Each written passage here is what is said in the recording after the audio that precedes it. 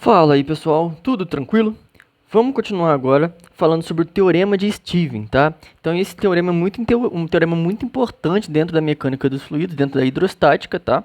E ele fala o seguinte: vamos considerar um líquido, né, presente aqui nesse recipiente, e o líquido ele vai ter uma densidade D, tá? Ou então vamos chamar de μ, a massa específica do nosso líquido, tá? E ele está em equilíbrio no recipiente da figura. Vamos imaginar que a gente tem dois pontos.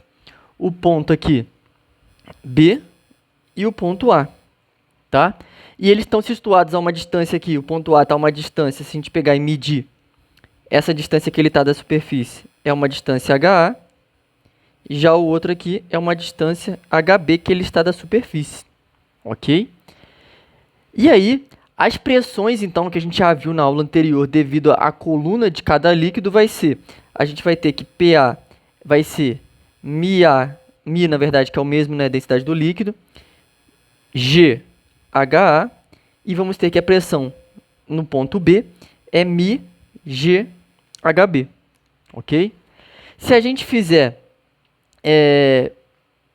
PA menos PB, que é o ponto que está mais embaixo menos o ponto que está mais em cima, a gente vai ter μGHA menos μGHB. Logo, podemos fazer o seguinte: PA menos PB vai ser μG, a gente coloca em evidência, aqui a gente fica com HA menos HB, ou seja, a diferença de altura.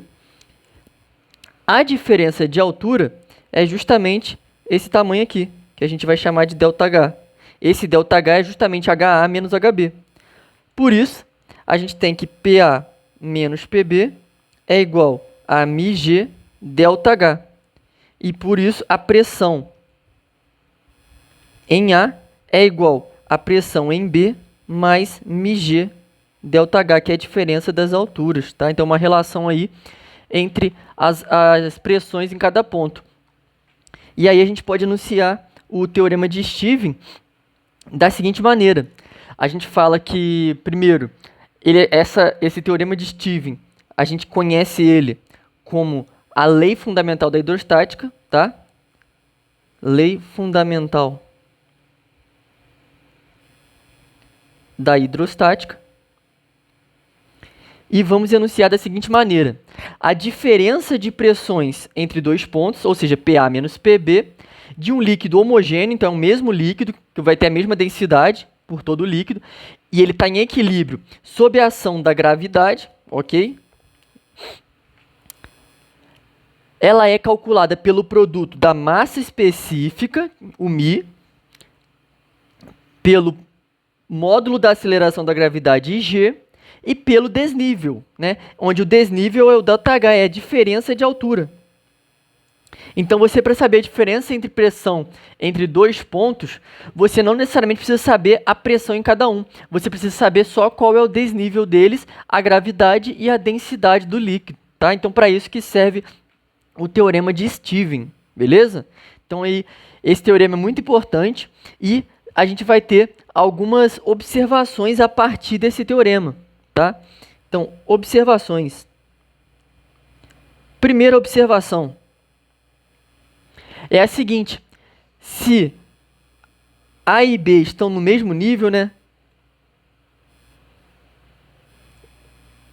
Se o ponto, na verdade, se A e B estão no mesmo nível, então, ou seja, eles estão na mesma profundidade, a gente vai ter que ΔH igual a zero, correto? Se ΔH é igual a zero, a gente tem, por consequência, PA igual a PB. E aí, com base nessa conclusão, a gente vai poder verificar que a superfície livre de um líquido em equilíbrio é sempre plana e horizontal, porque todos os pontos eles estão suportando a mesma pressão. Então, necessariamente, como eles têm a mesma pressão, toda vez que a gente tem a mesma pressão, não pode haver desnível, tá?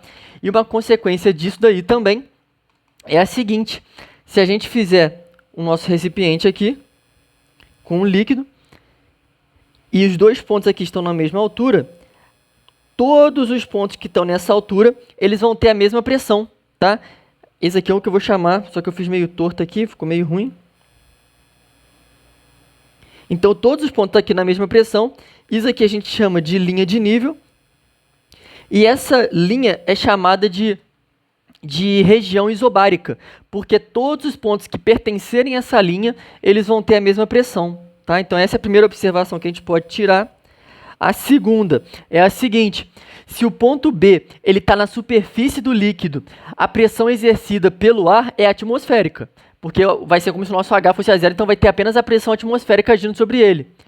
Daí, a gente conclui que o nível da superfície livre em, por exemplo, um vaso comunicante, né, vai ser igual em todos os vasos, porque a pressão em todos nessa altura vai ser a própria pressão atmosférica.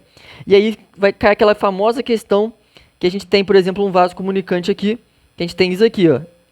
São vários líquidos aqui. Aí temos vários formatos diferentes, né? Aí temos o formato assim. Então isso é um vaso comunicante, onde todos os vasos aqui eles estão conectados. E aí quando a gente coloca água, qual que é a consequência que tem que acontecer?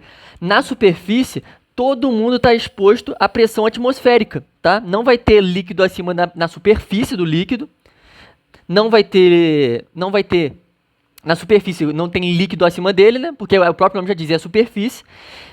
E aí, por isso, a pressão sobre todos eles é atmosférica. Então, toda vez que você colocar líquido, não importa o formato, a altura aqui tem que ser a mesma em todos. Não pode ter um que vai estar mais alto que o outro porque ele é menor, por exemplo. Não, todos vão ter a mesma altura, tá? Essa é uma consequência aí da lei de Stevens. Todos vão ter a mesma altura. Por quê? Porque eles estão todos sujeitos à pressão atmosférica, que a gente vai estudar em aula seguinte aí mais sobre a pressão atmosférica, beleza? E, para finalizar, aí, a última consequência que a gente tem, ou a última observação, é a seguinte: se a gente tiver aqui um líquido, um outro recipiente, né, com um líquido, e a gente estiver analisando um ponto, que esse ponto ele está a uma profundidade H, né? A gente vai ter aqui dois pontos, um ponto A e o ponto B. E aqui está a profundidade H, no interior desse líquido que está em equilíbrio. A pressão vai ser dada pela pressão na superfície, né? Exercida pelo ar. Então, no ponto A, a gente tem exatamente a pressão atmosférica. E lá no ponto B, então, vai ser exatamente a pressão que é no ponto A, que é a pressão atmosférica, mais a pressão exercida pela coluna de líquido, que a gente acabou de ver.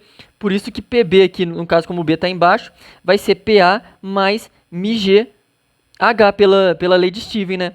Então a pressão em B vai ser a pressão da atmosfera mais μgH, que essa parcela aqui é devida. Então essa parcela é devida à pressão da coluna de líquido. Ok? Então aí são algumas observações que a gente pode fazer a partir do teorema de Stevens. Show?